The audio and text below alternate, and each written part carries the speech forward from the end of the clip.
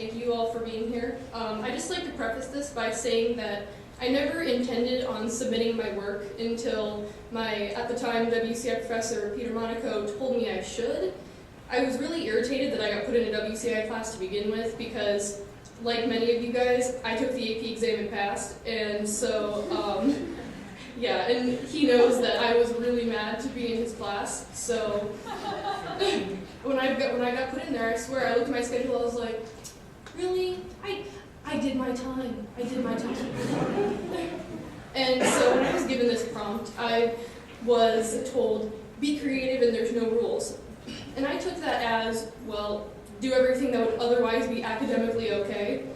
And I never thought I'd be here. I didn't write my essay with an audience in mind, and I didn't really think anyone would relate to it as much as they actually do. So, thank you. Excuse me while I choke. The amount of data the brain processes and stores in a day far outweighs a fathomable amount.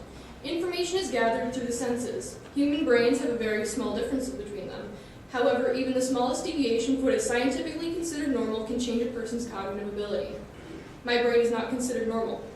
Now, this isn't me trying to sound like a teenage edgelord that thinks Jared Leto is actually a good Joker.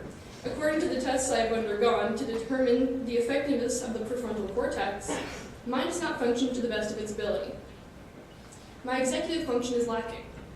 Executive function is comprised of decision-making, behavior, social skills, focus, attentional control, working memory.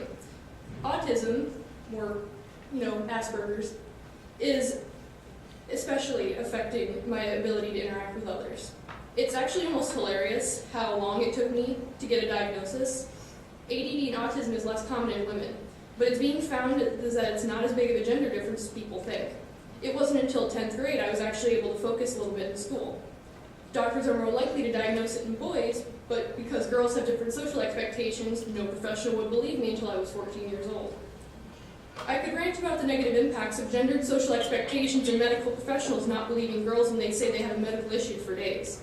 I could also talk about why so many adults who are addicted to stimulants like cocaine use it to self-medicate because doctors think people magically shed all their childhood problems so that the day they turn 18, so they can obviously come off their ADD medication and they'll function like regular people.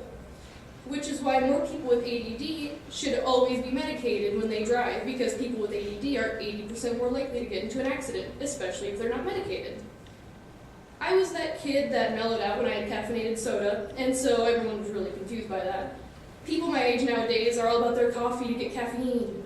I suffered tiredly because I would have to inject something like 50 shots of espresso directly in my bloodstream to even get the same effect it has on people that have the regulated prefrontal cortex. It's a little frustrating that I have no way that helps me get going like coffee does for some people, but I also like not relying on it to wake up. The lack of understanding, just nobody would ever know how I work unless I told them. I'm so high functioning that others just assume I'm a little bit oversensitive. But then it all clicks in their heads when I explain things. Imagine how irritating group settings are. I was lucky to be socially outgoing, despite being a complete introvert. But just think standing in a group, even if we're all friends. And everyone says body language makes up 93% of unspoken communication, right?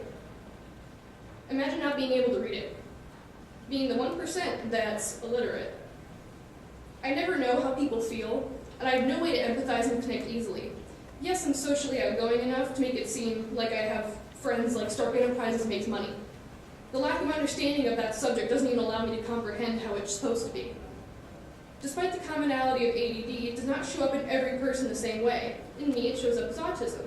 It shows up as ADD with irritability, with anxiety. It's like the boss battle music, but you can't see the boss, so you're just constantly looking around. Many people lack the understanding of ADD. Is it really that difficult? You tell me.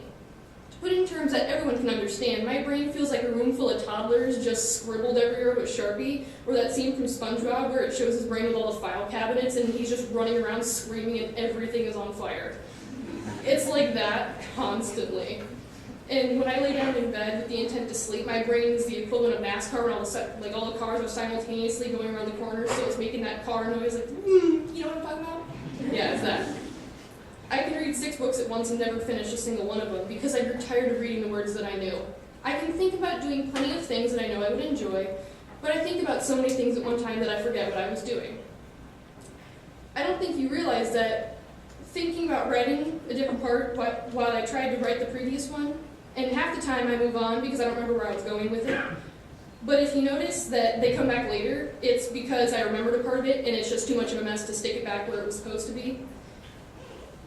A common misconception between ADD and ADHD is that it means people with ADD are fidgety. One of the biggest differences is that all the fidgeting is in my brain. People think I'm being unreasonable and rude when I ask them to stop clicking their pens or shaking their legs when they share tables and benches with me. The incessant noise makes me unbelievably anxious, especially if I can feel people shaking the booth or table I'm sitting at. The fact that I can't control the shaking or make it stop creates a desolate spiral of anxiety-induced irritation. I get sneered at because I politely ask someone to stop bouncing their legs. Their inability to control themselves is not my problem.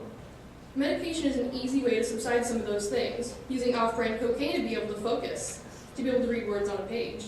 I need medication to drive, to be able to speak without your brain being 5 sentences ahead and then losing your thought.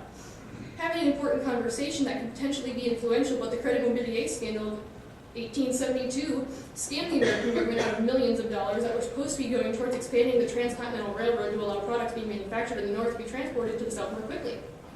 The Union Pacific Railroad and a few congressmen, including the vice president, were affiliated with the scandal. Right, yeah, so that quiz in a few days is real important, and they say when it's raining it pours. I mean champagne showers, of course. My brain is a vast network that's basically impossible to navigate without medication. Internal monologue is basically a really shitty sitcom of my thoughts, and medication makes it possible for me to do what people without ADD do when they go and sit and try and do homework. Go on Facebook for an hour, type your name, the date, whatever else.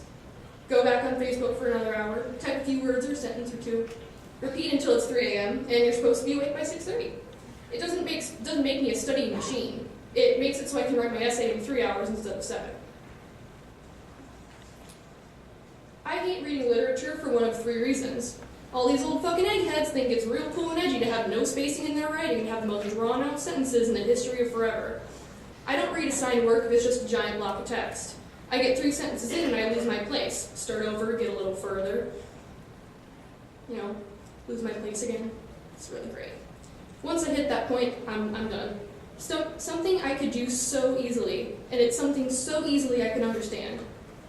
It's ridiculously difficult for me because there's nothing stopping all the words from blending together. I love it when books are so poorly spaced in small font. It makes them so easy to read.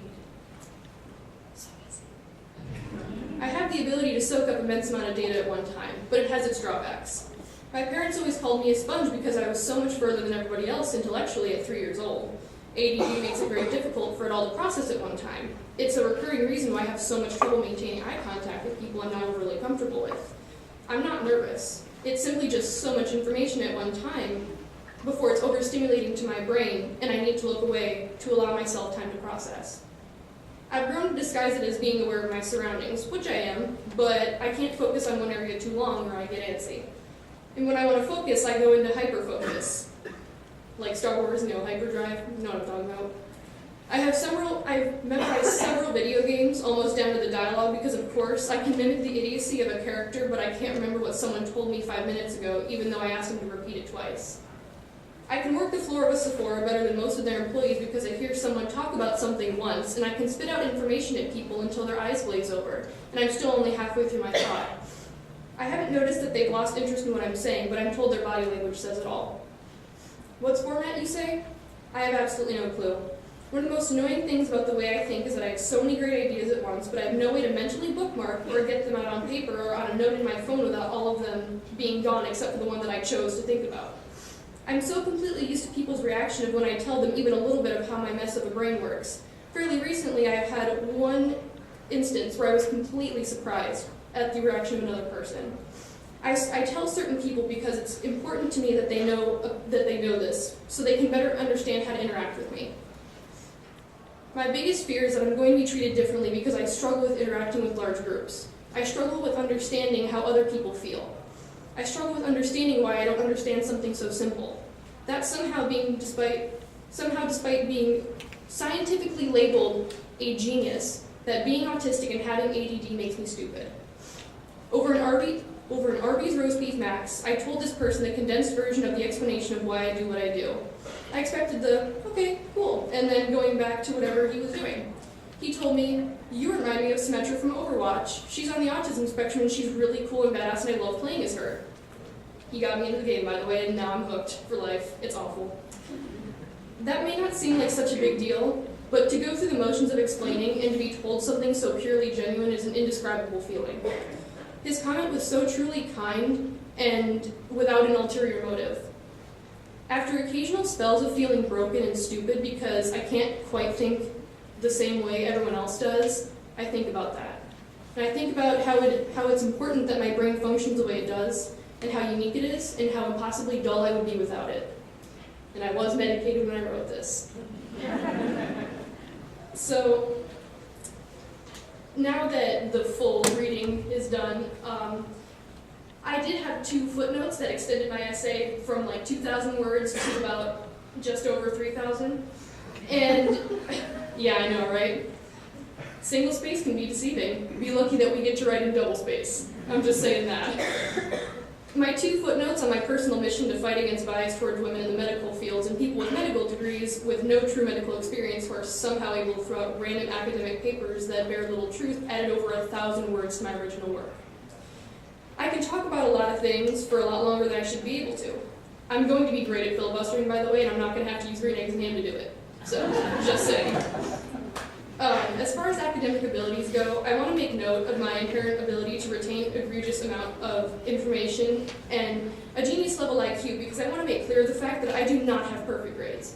I am in no way a 4.0 student. No way. Being a highly functioning individual with ADD is a double-edged sword. I'm prone to things like depression and anxiety and sleeping problems and hypersensitivity because I already have imbalance in my brain. Because I'm in Mensa, that's a high IQ society for those who don't know, it's okay if you don't. I'm expected to have perfect grades, to do well on any test I take, and do all my homework early and fit the stereotype of the academic genius. But to get anything done, ADD means that my brain is required to be in a state of emergency, otherwise nothing will ever get done. That translates to procrastination, playing video games, that are more mentally stimulating than any assignment I could possibly be doing. And doing so to avoid my responsibilities, near constant anxiety from avoiding said responsibilities, and among other things. But that being said, I can work very well under pressure, and I'm pretty good on thinking on my feet. But it also gives me the ability to talk about a lot of different things, even if I don't really know much about it. So it's good for conversing with a lot of different people. But one of the most frustrating things about having ADD is being such a poor test taker. We all know that college is mostly made up of tests that can make or break your grade. Shout out to those classes that it's just 4 tests and that's your whole grade. We all know. And that can be a dangerous arena for somebody like me. I can't study. I don't study. I'm going to say that right now. I don't study, but I can't. Nothing will stick in my brain unless I feel like there's a purpose for it. Most often I know the material, but I still do poorly because I'm so focused on not overcomplicating it that I make stupid mistakes. It ends up costing me my grades sometimes. And it makes me look stupid, but I'm not. I'm far from stupid. And not everyone with ADD requires medication, but it really, truly helped me.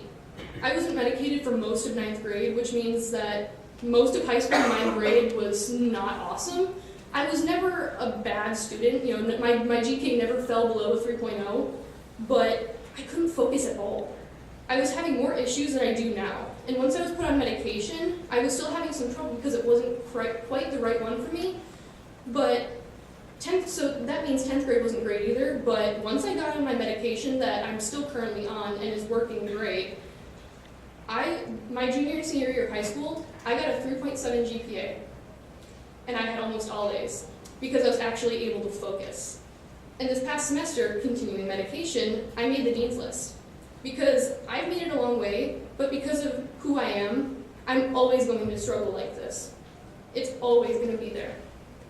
And once I turn 26, I hope to God that I make enough money to have great insurance because my medical expenses are going to be so high. Let me tell you. My ADD pills alone, for 90 of them, cost $700 without insurance. And I have to get those every 90 days. So if I didn't have insurance, I would not be here. So thank God my dad has really good insurance. And this substance, this is an FDA-controlled substance, and it's similar to that of cocaine, and that's what actually makes me able to get things done. I need a lab-created thing similar to cocaine. Just think about that. And I know that other people do too. I'm not the only one.